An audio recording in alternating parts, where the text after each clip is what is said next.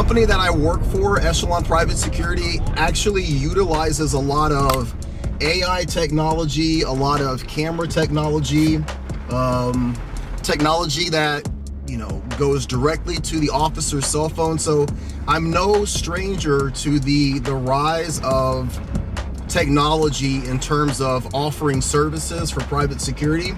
I think 110% that there's so many positive benefits to utilizing technology to do the job of private security.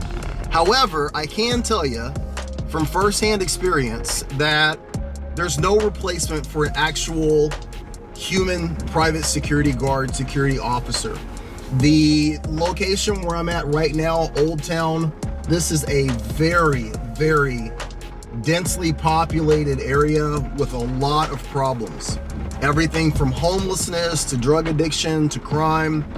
You know, having closed circuit television, having cameras, they're just simply not a proper deterrent to a lot of the things that are going on down here. You have to have somebody who's utilizing that old school community policing model and actually interacting with people, having conversations with people, and also responding to the things that happen.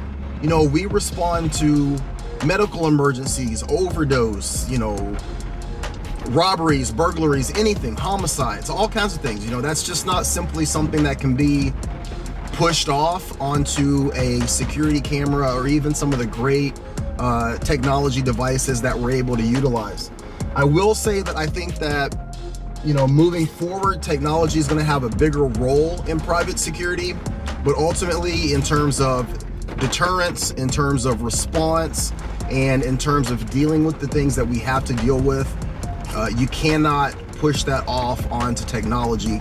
You know, here in Portland, we've seen the rise of some of these private security robots, these like R2-D2 looking things that just roll around and take pictures.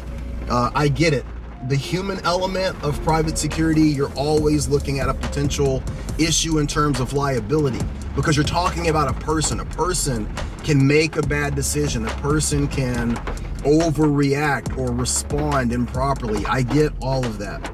But also that person can deal with the issue from a human perspective. So I don't think that we've gotten to the point yet where we can eliminate having private security guards and private security officers. That's a huge misconception that the rise of technology is going to push out private security guards and private security officers completely and take over that job force. It's not going to happen.